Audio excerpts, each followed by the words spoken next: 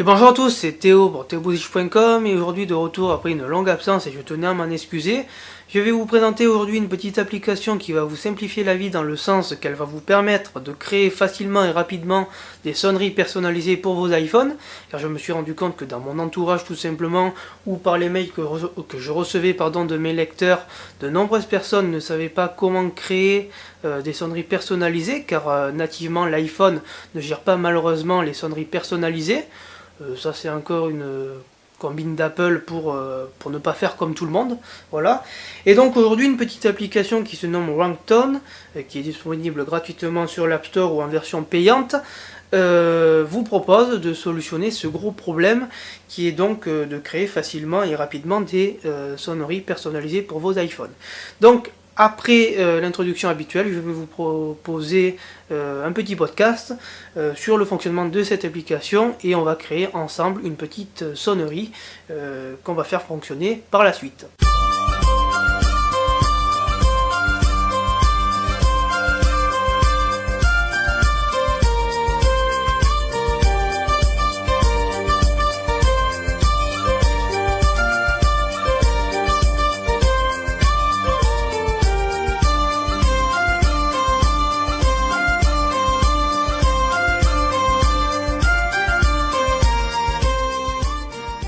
Alors tout d'abord, comment se présente cette petite application? Donc on vient la lancer. Je vous conseille d'être fortement en 3G ou en Wi-Fi car par la suite on va être obligé d'envoyer cette sonnerie créée avec cette application par email car il faut ensuite la synchroniser avec iTunes et donc l'iPhone. On vient appuyer sur Start. Voilà. On vient sélectionner le morceau que l'on souhaite convertir en sonnerie. Hop. Oh. Voilà. Donc l'application charge en mémoire cette musique. N'ayez crainte, elle ne va pas toucher votre musique authentique, originale dans votre iPhone, elle va tout simplement la dupliquer et donc on travaille maintenant sur une copie de cette musique. Ici vous avez un petit bouton qui vous permet de lire et donc de sélectionner la plage que vous souhaitez transformer en sonnerie.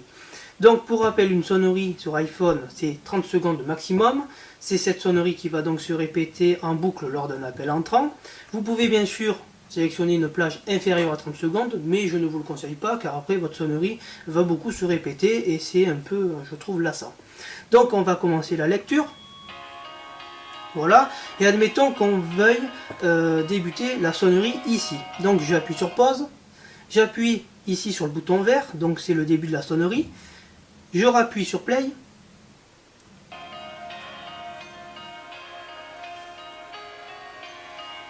Et admettons que je veuille que la sonnerie s'arrête ici. Donc j'appuie sur le bouton rouge. Vous voyez ici que les valeurs se sont donc reportées ici.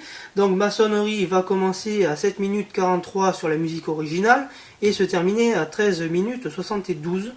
C'est plutôt des secondes je trouve. Oui, c'est des secondes. Après vous avez un bouton qui vous permet de faire l'aperçu de votre sonnerie. Donc on le fait.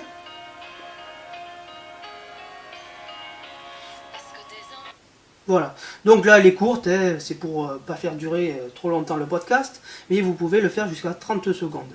Après vous venez appuyer sur Convert, voilà, et donc l'application va convertir votre fichier qui est d'origine MP3, WMA, etc. au bon format pour que l'iPhone le reconnaisse. Ensuite, on a plusieurs solutions. Donc on a soit l'aide, soit l'envoi par mail, soit par Twitter. Donc je vous conseille fortement de le faire par mail. Voilà, donc c'est le plus simple. C'est pour cela que je vous avais dit qu'il fallait une connexion soit Wi-Fi, soit 3G. Ensuite, on peut l'envoyer donc à mon adresse. Donc je vais l'envoyer. Hop, send.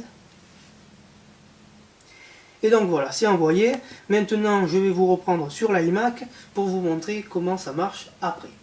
Alors une fois que l'application a envoyé cette sonnerie par email, il vous faut bien évidemment la récupérer par vos mails présents sur votre ordinateur. Donc on vient ouvrir ces mails, on vient récupérer dans le mail envoyé par l'application la sonnerie, on l'enregistre par exemple sur le bureau, enregistrer, on rabaisse, on vient lancer iTunes, on branche bien évidemment son iPhone en USB pour pouvoir le synchroniser avec iTunes. Dans la rubrique son de la bibliothèque, vous pouvez voir que je n'ai pas ma sonnerie. La solution est toute simple, il suffit de faire glisser la sonnerie sur iTunes et sur bibliothèque. Et donc elle apparaît ici et on peut donc la lire. Petite parenthèse, si la rubrique son n'apparaît pas sur votre bibliothèque iTunes, il vous suffira de cliquer sur iTunes, préférences, de cocher radio ici, son ici, pardon, et de cliquer sur OK, et la rubrique va apparaître comme par magie. Ensuite, vous venez prendre votre sonnerie, vous la faites, alors je vais y arriver, vous la faites glisser sur votre appareil connecté. Voilà, donc l'iPhone synchronise ma sonnerie. Et vous pouvez voir que dans son, j'ai bien ma sonnerie qui est apparue ici. Donc encore une fois, si vous n'avez pas la rubrique son sur votre appareil sur l'iPhone, c'est que dans la rubrique son ici de l'iPhone, vous n'avez pas coché synchroniser les sons et sélectionner les sons. Donc attention, une fois que vous avez cliqué sur synchroniser les sons, si ce n'est pas par défaut coché, vous allez perdre toutes vos musiques présentes sur votre iPhone, ainsi que tous vos films. iTunes va vous avertir, mais ce matin, quand je vous ai fait le podcast à blanc pour voir si ça fonctionnait, iTunes m'a tout supprimé, et donc j'ai été obligé de tout remettre à la main. Mais bon, c'est pas bien grave, du moment que ça ne supprime pas vos contacts ni vos photos. Donc une fois que c'est synchronisé, ici, et qu'on appuie sur synchroniser bien évidemment, voilà, on peut venir sur l'iPhone, et donc je vous reprends tout de suite après avec le Next. Alors dernier point de ce podcast, pour voir si la sonnerie fonctionne sur l'iPhone et que ce dernier la reconnaît bien, il vous suffit d'aller dans Réglages. Alors là je l'ai déjà fait, je me suis fait griller.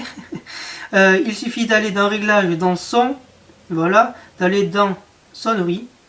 Et donc ici, tout en haut, vous avez bien Brest. Et donc l'application a bien fonctionné, ainsi que la sonnerie. Donc vous pouvez appuyer. Ça fonctionne bien à merveille. C'était donc Théo pour theowish.com qui vous a présenté cette petite application Ringstone qui est gratuite, je le rappelle, sur l'App Store. Elle va donc vous permettre de gagner du temps, de la facilité, mais également de l'argent, car de nombreux sites sur Internet, comme vous pouvez le constater, proposent leur service moyennant un paiement, mais à la fin, ça ne fonctionne pas très très bien. Et donc, comme vous pouvez le constater dans ce podcast, cette application fonctionne très très bien. Et c'était donc Théo pour theowish.com. Je vous souhaite une fin de soirée et je vous dis à très vite.